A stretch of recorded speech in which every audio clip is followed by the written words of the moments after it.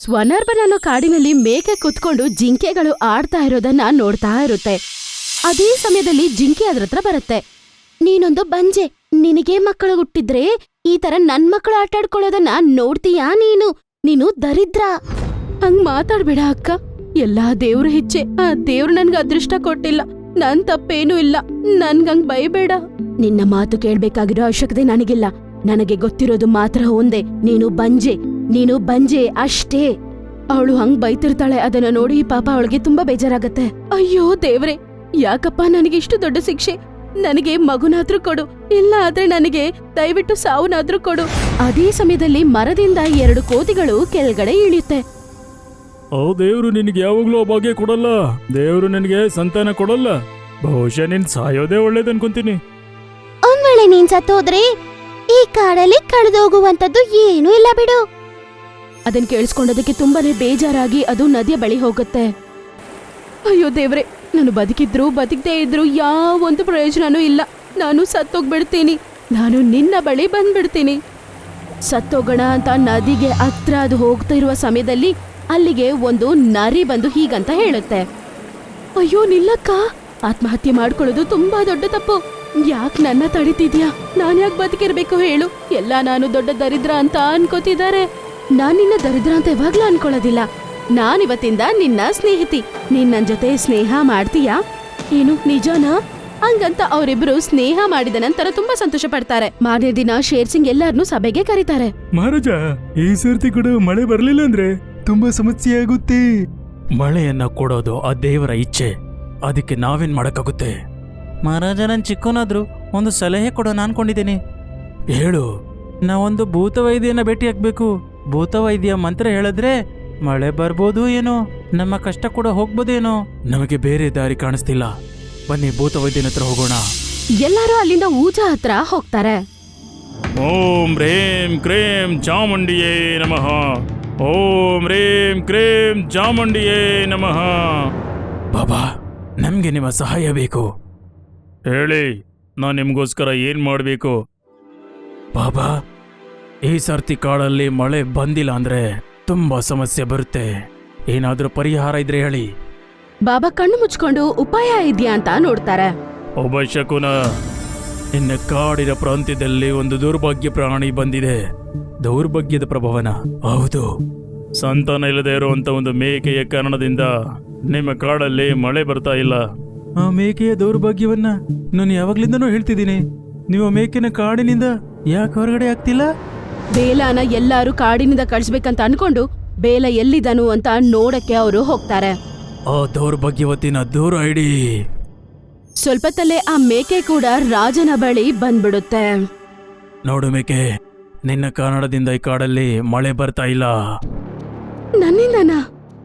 ಹೌದು, ನಿನ್ ಕಾರಣದಿಂದನೇ. ನೀನೊಬ್ಳು ದೂರದೃಷ್ಟೆ, ನಿನಗೆ ಸಂತಾನನೇ ಆಗ್ಲಿಲ್ಲ. ಮಗುನು ಕೊಡೋದು ಹೆಂಗೆ ಆ ದೇವರ ಇಚ್ಛೆನೋ ಅದೇ ತರ ಮಳೆ ಬರೋದು ಕೂಡ ದೇವರ ಕೈಯಲ್ಲಿದೆ. ಇದ್ರಲ್ಲಿ ನಂದೇನ್ ತಪ್ಪಿದೆ ಹೇಳಿ? ಅದೆಲ್ಲ ನನಗೆ ಗೊತ್ತಿಲ್ಲ. ಈ ಕಾಡು ಒಳ್ಳೇದಕ್ಕೋಸ್ಕರ ನೀನಿವತ್ತೇ ಕಾಡನ್ನ ಬಿಟ್ಟು ಹೊರಟೋಗ್ಬೇಕು. ಇದು ನನ್ನ ಆದೇಶ. ರಾಜನ ಆದೇಶದ ಪ್ರಕಾರ ಅವಳು ಕೂಡ ಕಾಡನ್ನು ಬಿಟ್ಟು ಹೋಗಕ್ಕೆ ತಯಾರಾಗ್ತಾಳೆ. ನಿಲ್ಲು ಮೇಕೆ, ನೀನ್ ಹೋಗ್ತಿದೆ ಕಾಡನ್ನು ಬಿಟ್ಟು, ನಾನು ನಿನ್ ಜೊತೆನೆ ಬಂದ್ಬಿಡ್ತೀನಿ. ಬೇಡ, ಇದು ನನ್ನ ಶಿಕ್ಷೆ. ನೀನ್ ಯಾಕೆ ನನ್ ಜೊತೆ ಬರ್ಬೇಕು? ನಾನು ನಿನ್ನ ಸ್ನೇಹಿತಿ. ಬೇಡ, ಆದ್ರೂ ನೀನು ಶಿಕ್ಷೆ ಅನುಭವಿಸಬೇಡ. ಇಲ್ಲ, ನಾನ್ ನಿನ್ ಜೊತೆ ಬಂದಿಲ್ಲ ಅಂದ್ರೂ ಪರವಾಗಿಲ್ಲ, ನೀನ್ ನನ್ ಜೊತೆ ಬರ್ಬೋದು ಅಲ್ವಾ? ಏನಂತಿದ್ಯಾ ನೀನು? ಕಾಡಿನ ಆಚೆ ಒಂದು ಗುಹೆ ಇದೆ. ಆ ಗುಹೆಯಲ್ಲಿ ನನ್ನ ಸ್ನೇಹಿತರಿದ್ದಾರೆ, ನಾವು ಅಲ್ಲಿಗೆ ಹೋಗೋಣ. ಸರಿ ಅಂತ ಅವರಿಬ್ಬರು ಆ ಗುಹೆ ಕಡೆ ನಡೀತಾರೆ. ಹೋಗ್ತಿರುವ ಸಮಯದಲ್ಲಿ ಚೀತಾ ಬಾಬಾನ ಅಟ್ಯಾಕ್ ಮಾಡಕ್ಕೆ ಬರುತ್ತೆ. ಮನುಷ್ಯನ್ನ ತಿಂದು ತುಂಬಾ ವರ್ಷ ಆಯ್ತು. ಇವತ್ ನಾನು ನಿನ್ನ ತಿಂದು ನನ್ನ ಹಸು ನೀಗಿಸ್ಕೊಂತೀನಿ. ನಾನ್ ಕಾಡಲ್ಲಿರೋರ್ಗೆಲ್ಲ ಸಹಾಯ ಮಾಡಿದ್ದೀನಿ, ಅದ್ರ ಬದಲಿಗೆ ನೀನು ನನ್ನ ತಿಂತೀಯಾ? ನಾವು ಚಿರತೆ ಕೂಡ ನಿಮ್ ತರ ಮನುಷ್ಯರಾಗಿ ಮೋಸ ಮಾಡ್ತಾ ಇರ್ತೀವಿ. ಮೋಸ ಮಾಡೋದು ನಮ್ಗೆ ಅಭ್ಯಾಸ ಇದೆ. ಚೀತಾ ಬಾಬಾನ ಸಾಯಿಸೋದಕ್ಕೆ ಮುಂದೆ ಹೋಗುತ್ತೋ ಇಲ್ವೋ ಅದೇ ಸಮಯದಲ್ಲಿ ಅವರಿಬ್ರು ಬರ್ತಾರೆ. ನಿಲ್ಲು ಚೀತಾ, ನೀನು ಬಾಬಾನೇನಾದ್ರೂ ಮಾಡಿದ್ರೆ ನಾನ್ ನಿನ್ನ ಸುಮ್ನೆ ಬಿಡೋದಿಲ್ಲ.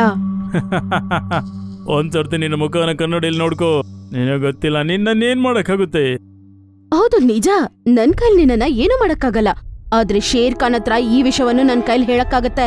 ನೀನ್ ನನ್ ಮೇಲೆ ಹಲ್ಲೆ ಮಾಡ್ದೆ ಅಂತ ಒಂದ್ ವೇಳೆ ಶೇರ್ ಸಿಂಗಿಗೆ ಗೊತ್ತಾದ್ರೆ ಏನಾಗುತ್ತೆ ಅಂತ ನೀನೊಂದ್ಸರಿ ಯೋಚನೆ ಮಾಡು. ಸರಿ ನಾನು ಶೇರ್ ಸಿಂಗ್ ಹತ್ರ ದ್ವೇಷ ಕಟ್ಕೊಳ್ಳಲ್ಲ, ಹಾಗಾಗಿ ಹೋಗ್ತಿದ್ದೀನಿ. ಬಾಬಾ, ನಿನ್ನ ಶಕ್ತಿಗಳನ್ನು ಉಪಯೋಗಿಸಿ ಅವನನ್ನ ನಾಶ ಮಾಡ್ಬೋದಾಗಿತ್ತು. ಆದ್ರೆ ನೀನ್ ಯಾಕೆ ಅವನನ್ನ ಏನೂ ಮಾಡಿಲ್ಲ? ಯಾಕಂತ ತಿಳ್ಕೊಬೋದಾ? ಕೇವಲ ಮಂತ್ರದಿಂದ ಇಲ್ಲಿವರೆಗೇನಾದ್ರೂ ಒಳ್ಳೇದಾಗಿದ್ಯಾ? ಆದ್ರೆ ಅಷ್ಟು ದೊಡ್ಡ ಶಿಕ್ಷೆ ನನಗ್ ಮಾತ್ರ ಯಾಕೆ ಕೊಟ್ಟೆ ಬಾಬಾ? ನನ್ನಿಂದ ತಪ್ಪಾಗೋಯ್ತು. ಆದ್ರೆ ನಿಮ್ಮ ತಪ್ಪಿನಿಂದ ಅವಳ ಜೀವನನೇ ನಾಶನ ಆಯ್ತು. ಎಲ್ಲ ದರಿದ್ರ ಅಂತಿದ್ದಾರೆ. ಆದ್ರೆ ಒಳ್ಳೆ ವಿಷಯ ಏನಂತಂದ್ರೆ ಕಾಡಿನ ಆಚೆ ಇರುವ ಗುಹೆಯಲ್ಲಿ ಅವಳ ಸ್ನೇಹಿತರಿದ್ದಾರೆ. ಅಲ್ಲಿಗೆ ನನ್ನನ್ನ ಕರ್ಕೊಂಡೋಗ್ತಿದ್ದಾಳೆ. ನಾವಿವಾಗ ಮಾತಾಡಿ ಏನೂ ಪ್ರಯೋಜನ ಇಲ್ಲ. ಬಾ, ನಾವು ಗುಹೆ ಕಡೆ ಪ್ರಯಾಣ ಮಾಡ್ಬೇಕೀಗ. ನರಿ ಮೇಕೆನ ಕರ್ಕೊಂಡು ಗುಹೆಯ ಕಡೆ ಹೋಗುತ್ತೆ.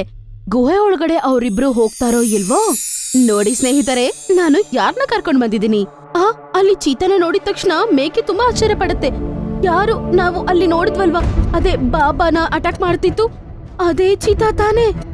ಹೌದು, ನಾನು ಅದೇ ಚಿರತೇನೆ. ಆದ್ರೆ ನೀನ್ ಇಲ್ಲೇನ್ ಮಾಡ್ತಿದ್ಯಾ? ಏನ್ ಹೇಳೋದು, ಒಂದ್ ವೇಳೆ ನಾನು ಆ ಬಾಬನ ಹೊಡೆದಿದ್ರೆ ಅಲ್ಲಿ ಶೇರ್ ಸಿಂಗಿಗೆ ಗೊತ್ತಾಗ್ತಾ ಇತ್ತು. ಆದ್ರೆ ಇಲ್ಲಿ ನಿನ್ನ ಸಾಯಿಸಿದ್ರೆ ಅದು ಯಾರಿಗೂ ಗೊತ್ತಾಗಲ್ಲ. ನರಿ, ನೀನ್ ನನ್ನನ್ನ ಮೋಸ ಮಾಡ್ತಿದ್ಯಾ? ತೋಳ ಏನ್ ಹೇಳುತ್ತೆ ಹೇಳು, ನಿನ್ನ ಇಲ್ಲಿ ಕರ್ಕೊಂಬರಕ್ಕೆ ಉಪಾಯ ಮಾಡಿದ್ದೆ ತೋಳ. ಅದನ್ ಕೇಳಿಸ್ಕೊಂಡು ಅದಕ್ಕೆ ತುಂಬಾ ಬೇಜಾರಾಗತ್ತೆ. ಹಾಗಾದ್ರೆ ನೀನ್ ನನ್ನ ಸ್ನೇಹಿತಿಯ ಅಲ್ವಾ? ನಾನ್ ನಿನ್ ಜೊತೆ ಸ್ನೇಹ ಮಾಡ್ತಿದ್ರೆ ನೀನ್ ಈ ಜಾಗಕ್ಕೆ ಬರ್ತಿರ್ಲಿಲ್ಲ ಅಲ್ವಾ? ಹಾಗಾದ್ರೆ ಸ್ನೇಹದ ಹೆಸರ ಮೇಲೆ ನನ್ನನ್ನ ಮೋಸ ಮಾಡ್ಬಿಟ್ಯಾ? ಇದು ಕಾಡಲ್ವಾ ಮೇಕೆ? ಜೀವನ ಸಾಗಿಸ್ಬೇಕಂದ್ರೆ ಮೋಸ ಮಾಡ್ಬೇಕು. ನೇತ್ರರೇ, ತುಂಬಾ ಹಸಿವಾಗ್ತಾ ಇದೆ, ಬೇಗ ಇದನ್ನ ಸಾಯಿಸ್ಬಿಟ್ರಯ್ಯ. ಬೇಲನ ಸಾಯಿಸೋದಕ್ಕೆ ಅವರು ಮುಂದೆ ಹೋಗ್ತಾರೆ. ಅದೇ ಸಮಯದಲ್ಲಿ ಅಲ್ಲಿಗೆ ಶೇರ್ ಬರ್ತಾನೆ. ನಿಲ್ಸೆ, ಅಷ್ಟು ಅವಸರನಾ ನಿಂಗೆ? ಶೇರ್ ಸಿಂಗ್ ನೀವಾ? ಹೌದು, ನಾನೇ. ಸಮಯಕ್ಕೆ ಬಾಬಾ ಬಂದು ನನಗೆ ಹೇಳ್ದೆ ಹೋಗಿದ್ದಿದ್ರೆ ಇವತ್ತು ನೀವು ಈ ಮೇಕೆನ ಸಾಯಿಸ್ಬಿಡ್ತಾ ಇದ್ರಿ. ಈ ದರಿದ್ರದ ಮೇಕೆಯನ್ನು ಸಾಯಿಸ್ತಿಂದ್ರೆ ಅದ್ರಲ್ಲಿ ತಪ್ಪೇನಿದೆ ಹೇಳಿ? ಸಂತಾನ ಇಲ್ದೇ ಇರೋಂಥದ್ದು ದೌರ್ಭಾಗ್ಯ ಅಲ್ಲ, ಮೂಢನಂಬಿಕೆಗಳನ್ನ ನಂಬೋದು ದೌರ್ಭಾಗ್ಯ. ನೀವು ಚಿರತೆ ಜೊತೆ ಸೇರ್ಕೊಂಡು ಬಾಬಾನ ಬಿಟ್ಬಿಡೋ ಅಂತ ಡ್ರಾಮಾ ಮಾಡಿದ್ರಲ್ಲ, ಆಗ ನಿಮ್ಗೆ ಅನ್ಸಿರುತ್ತೆ ಮೇಕೆನೆ ಸಾಯಿಸುವಂತ ಉಪಾಯ ನೆರವೇರ್ತು ಅನ್ಕೊಂಡ್ರೇನೋ. ಆದ್ರೆ ನಿಮ್ಮಿಂದ ಒಂದು ತಪ್ಪಾಗಿದೆ. ನೀವಿಬ್ಬರು ಮೇಕೆನ ಸಾಯಿಸೋಕೆ ಉಪಾಯ ಮಾಡುವಾಗ ನಾನು ಆ ವಿಷಯವನ್ನ ಕೇಳಿದೀನಿ. ಮೇಕೆಯ ನಂಬಿಕೆಯನ್ನು ಗೆಲ್ಲಬೇಕಾದ್ರೆ ನೀನು ಬಾಬಾನ ಅಟ್ಯಾಕ್ ಮಾಡೋ ತರ ನಾಟಕ ಮಾಡು. ಅದೇ ಸಮಯದಲ್ಲಿ ನಾನ್ ಬಂದು ಶೇರ್ ಖಾನ್ ಹೆಸರನ್ನ ಹೇಳಿ ನಿನ್ನ ಕಳಿಸ್ತೀನಿ. ಆಮೇಲೆ ಮೇಕೆ ವಿಶ್ವಾಸನ ಸಂಪಾದನೆ ಮಾಡಿ ಆ ಮೇಕೆನ ಗುಹೆಗೆ ಕರ್ಕೊಂಡ್ಬರ್ಬೇಕು. ಆಮೇಲೆ ಮೇಕೆನ ಸಾಯಿಸಿನ ಪಾರ್ಟಿ ಮಾಡೋಣ. ಆದ್ರೆ ನೀವು ಆಡಿರೋಂಥ ಡ್ರಾಮಾ ಗೊತ್ತಾದ್ಮೇಲೆ ಬಾಬಾ ಬಂದು ಎಲ್ಲ ನನಗೆ ಹೇಳಿದ್ರು. ಮತ್ತೆ ಅದನ್ನ ಬದುಕ್ಸೋಕೆ ನಾವಿಲ್ಲೇಗೆ ಬಂದ್ವಿ. ನಾವು ತಪ್ಪು ಮಾಡ್ಬಿಟ್ಟಿವಿ, ನಮ್ಮನ್ನ ಬಿಡ್ಬೇಡಿ. ಶೇರ್ ಸಿಂಗ್ ತಪ್ಪು ಮಾಡ್ದವನ್ನ ಕ್ಷಮಿಸ್ತಾನೆ ಹೊರತು ದ್ರೋಹ ಮಾಡ್ದವನ್ನಲ್ಲ. ಇವತ್ತಿಂದ ನಿಮ್ಮ ಮೂವರನ್ನು ಈ ಕಾಡಿಂದ ಹೊರಗಡೆ ಆಗ್ತಾ ಇದ್ದೀನಿ. ಇನ್ನು ಮೇಕೆನ ಗೌರವದಿಂದ ನಮ್ಮ ಕಾಡು ಕರ್ಕೊಂಡು ಹೋಗ್ತೀವಿ. ಡೇಲಾಲಣ್ಣ ಕ್ಷಮಿಸಿ, ನೀವು ನಮ್ಮ ಪೂರ್ತಿ ಖಾನ್ದಾನಕ್ಕೆ ಜೀವದಾನ ಕೊಟ್ಟಿದ್ದೀರ ಮಹಾರಾಜ್ರೆ. ಶೇರ್ ಸಿಂಗ್ ಮಹಾರಾಜರಿಗೆ ಜೈ. ಆಮೇಲೆ ತುಂಬಾನೇ ಮರ್ಯಾದೆಯೊಂದಿಗೆ ಬೇಲನ ಕಾಡಿಗೆ ಕರ್ಕೊಂಡ್ ಬರ್ತಾರೆ. ಬೇಲ ಕಾಲ್ ಹೆಜ್ಜೆ ಆ ಕಾಡೊಳಗಡೆ ಇಟ್ಟಿದ ತಕ್ಷಣ ಮಳೆ ಬರಕ್ಕೆ ಶುರುವಾಗತ್ತೆ.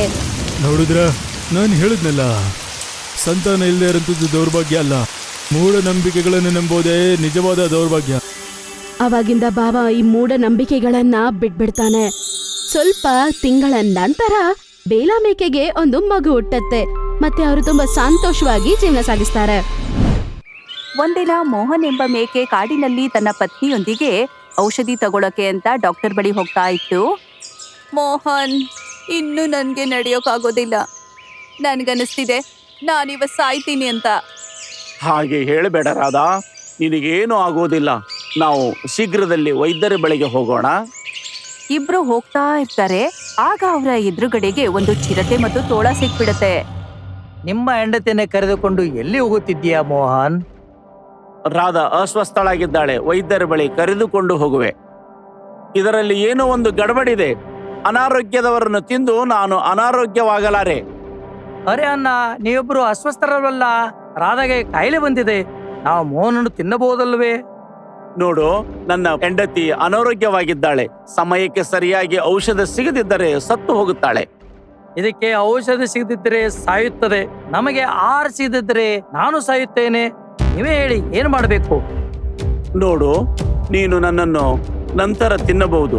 ಈಗ ನಮಗೆ ಹೋಗಲು ಬಿಡಿ. ನಮ್ಮನ್ನು ಮೂರ್ಖರೆಂದು ತಿಳಿಯುತ್ತೀಯಾ? ನೀನು ಮನೆಗೆ ಹಿಂತಿರುವಾಗ ಬೇರೆ ದಾರಿ ಅರಸಿಕೊಂಡರೆ ನಾವು ಹಸಿವಿನಿಂದ ಸಾಯುತ್ತೇವೆ, ಸರಿಯೇ? ನಾನು ನಿನಗೆ ಸಹಾಯ ಮಾಡುವುದಿಲ್ಲ, ಈಗಲೇ ನಿನ್ನ ತಿನ್ನುತ್ತೇನೆ. ಇದು ನಿನ್ನ ಇಚ್ಛೆಯಾಗಿದ್ದರೆ ಪರವಾಗಿಲ್ಲ, ಆದರೆ ನನ್ನ ಹೆಂಡತಿಗೆ ಹೋಗಲು ಬಿಡಿ. ಇಲ್ಲ ಮೋಹನ್, ನಾನು ಇಲ್ಲಿಂದ ಹೋಗೋದಿಲ್ಲ. ಒಟ್ಟಾಗಿದ್ದೀವಿ, ಒಟ್ಟಾಗಿ ಸಾಯೋಣ. ಇಲ್ಲ ರಾಧಾ, ನೀನು ಜೀವಂತವಾಗಿರಬೇಕು. ನಮ್ಮ ಹೆಣ್ಣು ಮಕ್ಕಳಿಗೆ ನಿನ್ನ ಅಗತ್ಯ ಇದೆ. ನಿನ್ನ ನಾಟಕ ಮುಗೀತಾ? ನಾನು ಊಟ ಮಾಡಲು ರೆಡಿ ಆಗಲೇ? ನಂತರ ಇವರಿಬ್ರು ಸೇರ್ಕೊಂಡು ಮೋಹನ್ ಮೇಕೆಗೆ ಹೊಡಿತಾರೆ. ಆ! ಇವರಿಬ್ರು ಸೇರ್ಕೊಂಡು ಇದಕ್ಕೆ ಹೊಡೆದ್ಮೇಲೆ ಈ ಮೇಕೆ ಹೇಳುತ್ತೆ, ಇನ್ನು ನಾನು ಜೀವಂತವಾಗಿದ್ದೆ ಏನ್ ಮಾಡ್ಲಿ, ನನ್ನನ್ನು ಸಾಯಿಸ್ಬೇಡಿ. ನೀನು ಅನಾರೋಗ್ಯವಾಗಿದ್ದೀಯಾ, ನಿನ್ನನ್ನು ಕೊಂದು ಏನು ಲಾಭ? ನಾನು ನಿನ್ನ ಕೊಂದು ತಿನ್ನಲು ಸಾಧ್ಯವಿಲ್ಲ, ನೀನು ಅಸ್ವಸ್ಥವಾಗಿದ್ದೀಯಾ. ನಂತರ ಇಬ್ರು ಅಲ್ಲಿಂದ ಹೊರಟೋಗ್ತಾರೆ.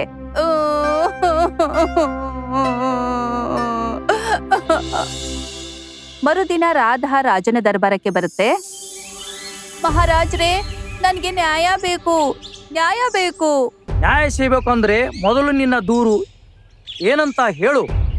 ಮಹಾರಾಜ್ರೇ, ಚಿರತೆ ಮತ್ತು ತೋಳ ಸೇರ್ಕೊಂಡು ನನ್ನ ಪತಿಯನ್ನ ಸಾಯಿಸ್ಬಿಟ್ರು. ನೋಡು ಮೇಕೆ, ಈ ಕಾಡಿನಲ್ಲಿ ಒಂದು ಕಾನೂನಿದೆ. ಬಲಿಷ್ಠ ಪ್ರಾಣಿ ದುರ್ಬಲ ಪ್ರಾಣಿಯನ್ನ ಬೇಟೆ ಮಾಡಬಹುದು. ನಾನು ನಿನಗೆ ಸಹಾಯ ಮಾಡುವುದಿಲ್ಲ.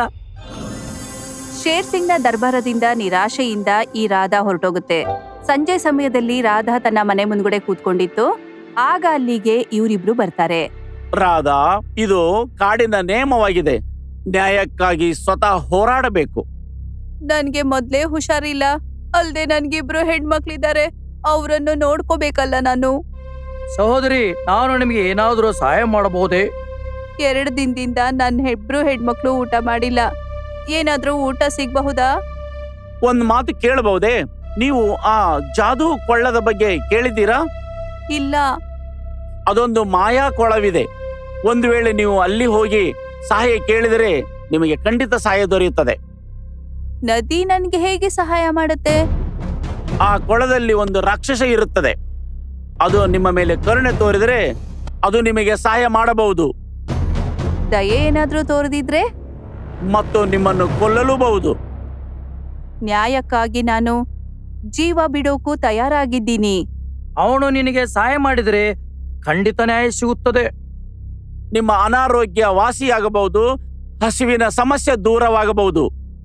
ಇವ್ರನ್ನ ನೋಡಿ ಈ ರಾಧಳಿಗೆ ಸ್ವಲ್ಪ ಧೈರ್ಯ ಬರುತ್ತೆ. ನನ್ನ ಮಕ್ಕಳಿಗಾಗಿ ಯಾವ ಕಷ್ಟನೂ ಎದುರಿಸುತ್ತೇನೆ. ಮರುದಿನ ರಾಧಾ ಈ ನದಿ ಬಳಿಗೆ ಹೋಗ್ತಾರೆ. ಮಾಯಾವಿ ನದಿ, ನನ್ಗೆ ಸಹಾಯ ಮಾಡು, ದಾನವರಾಜರೇ ಪ್ರತ್ಯಕ್ಷರಾಗಿ. ನೀನು ನನ್ನನ್ನು ಕರೆದಿಯಾ ಮೇಕೆ? ಹಾ ದಾನವರಾಜರೇ, ನಿಮ್ಮ ಸಹಾಯ ಬೇಕು ನನ್ಗೆ. ಆದ್ರೆ ನಾನು ಒಬ್ಬ ಕೊಲೆಗಾರ, ಸಹಾಯ ಮಾಡುವವನಲ್ಲ. ಗೊತ್ತು ನನ್ಗೆ, ಆದ್ರೂ ನಾನು ಜೀವ ಒತ್ತೆ ಇಟ್ಟು ನಿಮ್ಮ ಹತ್ರ ಸಹಾಯ ಕೇಳೋಕ್ ಬಂದೆ. ನಿಮ್ಮ ಜೀವನವನ್ನು ಪಣಕ್ಕಿಡಲು ಯಾವುದೇ ಒಂದು ಕಾರಣವಿದೆಯೇ? 2 ಕಾರಣಗಳಿವೆ. ನನ್ನ ಪತಿಯನ್ನು ಸಾಯಿಸಿದವ್ರ ಮೇಲೆ ಸೇಡ್ ತೀರಿಸ್ಕೋಬೇಕು. ಮತ್ತು ಇನ್ನೊಂದು ಕಾರಣ, ನನ್ಗಿಬ್ರು ಹೆಣ್ಮಕ್ಳಿದ್ದಾರೆ. ನನ್ನ ಆರೋಗ್ಯನೂ ಸರಿ ಇಲ್ಲ, ಹಾಗಾಗಿ ಅವರು ಹಸ್ಕೊಂಡಿದ್ದಾರೆ. ನಿನ್ನ ಮಾತಿನಿಂದ ನಾನು ಪ್ರಸನ್ನವಾಗಿದ್ದೇನೆ ಮೇಕೆ. ನೀನು ಅಸ್ವಸ್ಥಳಾಗಿದ್ದರೂ ಕೂಡ ನಿನ್ನ ಕುಟುಂಬದ ಬಗ್ಗೆ ಯೋಚಿಸಿದೆಯಲ್ಲ, ಆದ್ದರಿಂದ ನಾನು ಖಂಡಿತವಾಗಿ ನಿನಗೆ ಸಹಾಯ ಮಾಡುತ್ತೇನೆ. ಆಬ್ರಕಡಾಬ್ರಾ ಗಿಲಿಗಿಲಿ ಪಾಶ್ಚಾಚು. ಮೇಕೆ, ತೆಗೆದುಕೋ, ಇದು ಮಾಂತ್ರಿಕ ಹೂವು. ಈ ಹೂವಿನಿಂದ ನೀನು ಏನು ಕೇಳಿದರೂ ಸಿಗುತ್ತದೆ. ಧನ್ಯವಾದ ದಾನವರಾಜ್ರೇ. ನಿನಗೆ ಆಶೀರ್ವಾದವಾಗಲಿ.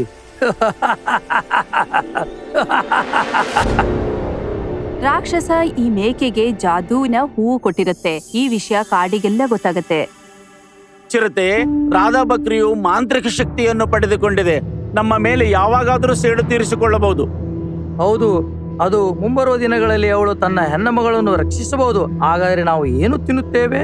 ಅವಳನ್ನು ತಡೆಯಲು ಆ ಮಾಂತ್ರಿಕ ಹೂವನ್ನು ಕದಿಯಬೇಕು.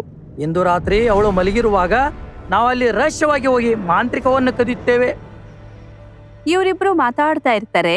ಈ ಬಲ್ಲು ಮಂಗ ಮರದ ಮೇಲೆ ಕುತ್ಕೊಂಡು ಎಲ್ಲ ಕೇಳಿಸ್ಕೊಳ್ತಾ ಇರುತ್ತೆ. ತೋಳ ಮತ್ತು ಚಿರತೆ ಆ ಮಾಂತ್ರಿಕ ಹೂವನ್ನು ಕದಿಯಲು ಯೋಚಿಸುತ್ತಿವೆ. ನಾನು ಇದನ್ನು ಹೇಳಲೇಬೇಕು. ರಾಧಾ ಅಕ್ಕ, ನಿನ್ನ ಜೀವ ಅಪಾಯದಲ್ಲಿದೆ. ಇಂದು ರಾತ್ರಿ ತೋಳ ಮತ್ತು ಚಿರತೆ ನಿನ್ನ ಮಾಂತ್ರಿಕ ಹೂವನ್ನು ಕದಿಯಲು ಬರುತ್ತಿವೆ.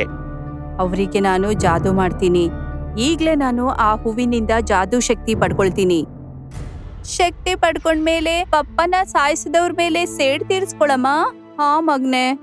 ನಂತರ ರಾಧಾ ಮೇಕೆ ಈ ಹೂವಿನಿಂದ ಶಕ್ತಿ ಕೇಳುತ್ತೆ. ಜಾದುವಿನ ಹೂವೆ, ನನಗೂ ಶಕ್ತಿ ಕೊಡು. ನಾನೊಬ್ಳೆ ನನ್ನ ಪತಿಯನ್ನ ಸಾಯಿಸಿದವ್ರ ಮೇಲೆ ಸೇಡ್ ತೀರಿಸ್ಕೋಬೇಕು. ಹೇ ಮೇಕೆ, ಶಕ್ತಿ ಪಡೆಯೋದಕ್ಕೆ ನನ್ನ ಪ್ರಶ್ನೆಗೆ ನೀನು ಉತ್ತರ ಕೊಡಬೇಕು. ಆದ್ರೆ ದಾನವರಾಜರು ಹೇಳಿದ್ರು ನಾನ್ ನಿಮ್ಮ ಹತ್ರ ಏನೇ ಕೇಳಿದ್ರು ಕೊಡ್ತೀರಿ ಅಂತ. ಕೊಡ್ತೀನಿ, ಆದ್ರೆ ನನಗೆ ಗೊತ್ತಾಗ್ಬೇಕು ನನ್ನ ಶಕ್ತಿ ಯಾವುದೇ ಕಾರಣಕ್ಕೂ ದುರುಪಯೋಗ ಆಗ್ಬಾರ್ದು. ಹಾಗಾಗಿ ನೀನು ನನ್ನ ಪ್ರಶ್ನೆಗಳಿಗೆ ಉತ್ತರ ಕೊಡ್ಲೇಬೇಕು. ತನ್ನ ಪರಿವಾರದ ರಕ್ಷಣೆಗಾಗಿ ಈ ರಾಧಾ ಏನ್ ಮಾಡೋಕು ರೆಡಿ ಇತ್ತು. ಹೇಳು ಪರಿ, ಏನ್ ಪ್ರಶ್ನೆ ಇದೆ? ಒಂದು ಜಿಂಕೆ ನೀರಿಗಾಗಿ ಪರಿತಪಿಸ್ತಾ ಇರುತ್ತೆ. ಆಗ ಅದಕ್ಕೆ ಗೊತ್ತಾಗತ್ತೆ ದೂರದಲ್ಲಿ ಒಂದು ನದಿ ಇದೆ ಅಂತ. ಆದ್ರೆ ಆ ನದಿಯಲ್ಲಿ ನೀರು ಕುಡಿಯೋರು ಕೇವಲ 5 ವರ್ಷಗಳು ಬದುಕಿರ್ತಾರೆ. ಕಾಡಿನ ಇನ್ನೊಂದು ಭಾಗದಲ್ಲಿ ಇನ್ನೊಂದು ನದಿ ಇದೆ. ಆ ಕಾಡಿನಲ್ಲಿ ನೀರು ಕುಡಿಯೋರು 20 ವರ್ಷ ಬದುಕಿರ್ತಾರೆ. ಈಗ ಹೇಳು ಮೇಕೆ, ಆ ಜಿಂಕೆ ಯಾವ ನದಿಯ ನೀರನ್ನು ಕುಡಿಯುತ್ತೆ?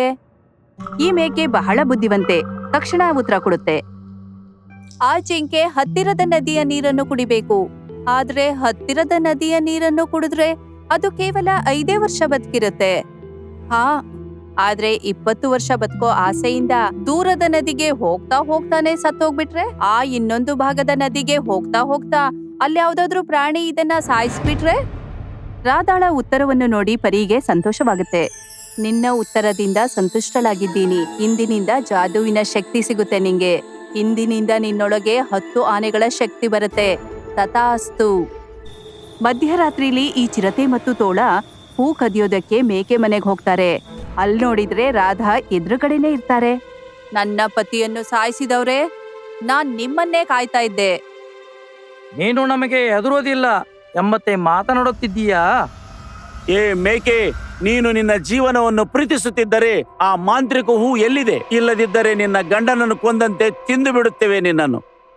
ನಿಮ್ಮಿಬ್ಬರನ್ನು ಸಾಯಿಸಿ ನನ್ನ ಪತಿಯನ್ನು ಸಾಯಿಸಿದ್ರಲ್ಲ, ಸೇಡ್ ತೀರಿಸ್ಕೋತೀನಿ. ಚಿರತೆ, ಹುಚ್ಚು ಹಿಡಿದಂತೆ ಕಾಣುತ್ತಿದೆ. ಮೊದಲು ಅದನ್ನು ಕೊಂದು ನಂತರ ಹೂವನ್ನು ಹುಡುಕೋಣ. ಇವರಿಬ್ರು ಸೇರ್ಕೊಂಡು ರಾಧಾಳಿಗೆ ಹೊಡೆಯೋಕ್ ಹೋಗ್ತಾರೆ. ಮೇಕೆ ಕೂಡ ಅವರಿಬ್ರಿಗೂ ಚೆನ್ನಾಗಿ ಹೊಡೆಯುತ್ತೆ.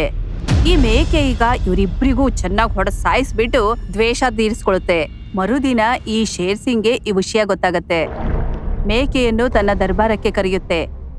ನಮಗೆ ಗೊತ್ತಾಯ್ತು ಚಿರತೆ, ನೀನೊಬ್ಬಳೆ ಹೊಡೆದು ಹಾಕಿದಂತೆ.